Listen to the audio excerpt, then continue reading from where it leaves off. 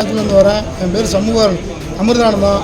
தொடர்ச்சியாக என்னை கொலை செய்ய முயற்சி பண்ணிகிட்ருக்காங்க. அது விஷயமாக நான் மனு கொடுத்தேன். இன்ன வரைக்கும் எந்த நடவடிக்கையும் இல்லை. கொலை செய்ய ஒரு நபர் பார்த்திங்கன்னா சசிகுமார், அவர் மனைவி சுப்புத்தாய், காக்காயன், மலையாளி, நாய்மணி, இவங்க தான் கூலிப்படையை சேர்ந்தவங்க. சசிகுமார் தான் இந்த கூலிப்படையை நடத்தி வராரு. இவர் பார்த்தீங்கன்னா ஊழலாக கிருஷ்ணாபுரத்தில் வந்து நகர செயலாளராக இருக்கார். ஊழலாக அனைத்து வேலையுமே செஞ்சுருக்காரு. 43 லட்ச ரூபா போட்டு சொந்த பூங்காவில் வந்து பூங்கா அமைக்கிறார், சொந்த ஸ்கூலில். அடுத்து பார்த்தீங்கன்னா டேங்க் கட்டினதெல்லாம் எல்லாம் பழைய பைப்பை போட்டு டேங்க் அமைச்சிருக்காரு. இதையும் தாண்டி பார்த்தீங்கன்னா ஒரு மலையப்பா காலனியில் சுமார் 9 லட்சம் தான் ஒரு புது பாத்ரூம் கட்டினாவே ஆகும். அவர் 6 அடி மட்டும் 4 அடி கொத்தி பூசிட்டு 9 லட்ச ரூபா அது பில் பண்ணியிருக்காரு. கோர்ட்டு கிருஷ்ணாபுரத்தில் கோர்ட்டு இல்லாதனால கோர்ட்டுக்கு வந்து இடம் கட்டிருந்தாங்க தெரியுமான்னு. நான் வந்து அந்த ஸ்கூலை ஒட்டி 160 சென்ட் அவர் கவர்மெண்ட் இடத்த ஆக்கிரமிப்பில் வச்சுருக்காரு. உள்ளே ஒரு 7 ஏக்கர் இருக்குது, அதை சுட்டி காமிச்சேன். அதனால் தொடர்ச்சியாக அவர் வந்து கொலை அச்சுறுத்தல் பண்ணிகிட்டு இருக்காரு. இது விஷயமாக நான் வந்து என் மேலே ஒரு பொய் வழக்கு போடப்பட்டாங்க. அவங்க என் மேலே தாக்கல் பண்ணிவிட்டு நான் தாக்குதலாக சொல்லி அரசியல் பவரை கையில் வச்சு அவர் என் மேலே வழக்கு போட்டாங்க.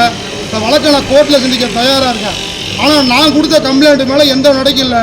150 பேர் பார்த்தாங்க எங்களை தாக்குதல் பண்ணதை. யாரையுமே இந்த காவல்துறை விசாரிக்கவே இல்லையா? தொடர்ச்சியாக இப்போ 2 மாதத்துக்கு முன்னாடி தமிழக முதலமைச்சர் போய் நேரடியாக தலைமைச் செயலர் கொண்டு மனு கொடுத்தேன். இன்ன வரைக்கும் நடவடிக்கை இல்லை. இதையும் தாண்டி போன மாதம் மாவட்ட ஆட்சித்தலைவர்கிட்ட வந்து மனு கொடுத்தேன். அது விஷயமா இன்ன வரைக்குமே நடவடிக்கை இல்லை. அப்போ ஒரு திமுக போகிற ஒரு நகர செயலாளர் வந்து ஒரு அராஜகம் பண்ணிட்டு இருக்காரு கிருஷ்ணாபுரத்தில். இவர் தான் அமைச்சர் நினச்சிட்டு இருக்காரு.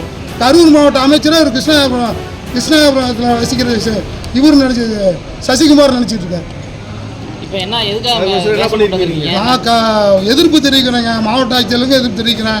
மனு கொடுத்து இந்த மாவட்ட ஆட்சியில் வாரம் மனு வாங்குற பல அதிகாரிகள் இங்கே வராங்க.